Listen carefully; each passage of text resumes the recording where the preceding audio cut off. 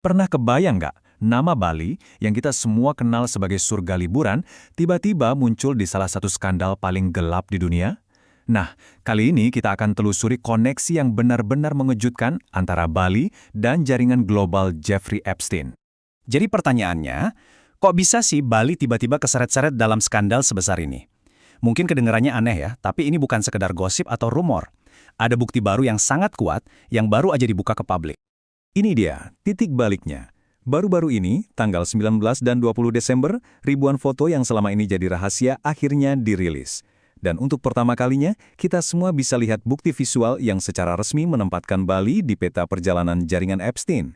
Ini bukan lagi dugaan, tapi fakta. Oke, kita mulai dari bukti utamanya dulu ya, foto-foto yang benar-benar mengejutkan yang diambil langsung di Bali. Terus siapa aja sih yang ada di foto-foto ini? Dokumennya mengkonfirmasi kehadiran, tentu saja Jeffrey Epstein sendiri dan partnernya Ghislaine Maxwell. Tapi yang bikin paling heboh itu nama ini, mantan Presiden Amerika Serikat Bill Clinton. Fotonya ada di sana, di Bali. Selain mereka, ada juga nama-nama besar lainnya yang identitasnya, masih ditutup rapat, disensor. Anda mungkin jadi bertanya-tanya, semua informasi ini datangnya dari mana sih? Nah, ayo kita bedah dulu apa itu yang disebut Epstein Files. Gampangnya gini, Epstein Files itu sebutan buat segunung materi investigasi dari Departemen Kehakiman Amerika. Isinya lengkap banget, ada dokumen hukum, catatan penerbangan jet pribadi Epstein, dan yang paling penting, ribuan foto yang jadi bukti kunci investigasi mereka. Oh iya, ini penting. Ini semua bukan bocoran ilegal loh, tapi hasil dari proses hukum. Semuanya dimulai tanggal 19 November, saat sebuah undang-undang transparansi disahkan. Undang-undang ini intinya memaksa Departemen Kehakiman buat ngebuka semua dokumennya dalam 30 hari. Nah, batas waktunya habis pas tanggal 19 Desember, dan sejak itulah informasinya langsung membanjiri publik. Dan kita di sini nggak ngomongin soal beberapa lembar kertas. Coba bayangin, ada lebih dari 300.000 halaman catatan investigasi dan ribuan foto. Ini tuh kayak tsunami-nya informasi yang baru sekarang bisa kita lihat dan kita analisis bareng-bareng. Luar biasa banyaknya. Sekarang, yuk kita coba lihat gambaran besarnya.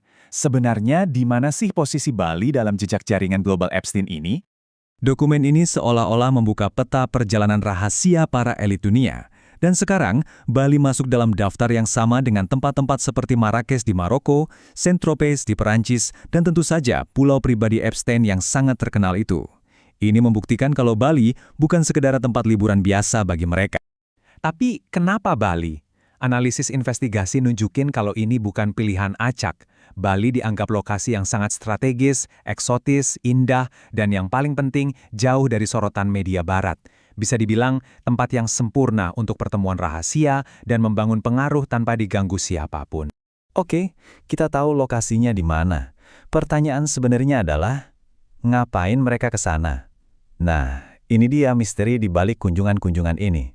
Dokumen ini memang membuktikan mereka ada di Bali, tapi pertanyaannya tetap sama, apa yang sebenarnya mereka lakukan di sana? Apa agenda tersembunyi dari perjalanan yang melibatkan orang-orang paling berkuasa di planet ini? Nah, disinilah ceritanya jadi terbelah dua. Kalau menurut versi resminya Ghislaine Maxwell, katanya sih ini perjalanan kemanusiaan ada kaitannya sama Clinton Foundation. Tapi versi para investigator Departemen Kehakiman beda jauh. Mereka menyimpulkan ini murni perjalanan mewah untuk lobi-lobi dan membangun jaringan kekuasaan antar elit global. Jadi, mana yang benar? Nanti kalau Anda lihat dokumennya, pasti akan sadar banyak banget bagian yang dihitamkan. Alasannya ada 3. Pertama, untuk melindungi identitas para korban. Kedua, menjaga keamanan nasional. Dan ketiga, yang paling penting, agar tidak mengganggu investigasi lain yang mungkin masih berjalan. Tapi, coba dengerin bagian paling kuat dari Undang-Undang Transparansi ini. Ada satu kalimat kunci yang bilang, dokumen nggak boleh disensor hanya karena alasan rasa malu atau untuk melindungi reputasi. Artinya apa? Tujuan utamanya adalah kebenaran, bukan buat menjaga citra para pejabat atau tokoh terkenal. Setelah semua ini terungkap, pertanyaannya sekarang adalah, terus kenapa? Kenapa ini penting? Kenapa kita harus peduli sekarang? Kenapa cerita ini meledak di seluruh dunia? Ada 3 alasan utama. 1, ya jelas, karena ada nama-nama raksasa yang terlibat. 2, transparansi ini dipaksakan oleh hukum, bukan karena mereka mau sukarela. Dan 3, yang paling krusial, ribuan foto yang selama ini cuma jadi bisik-bisik, sekarang terpampang nyata untuk dilihat semua orang. Jadi, inilah intinya.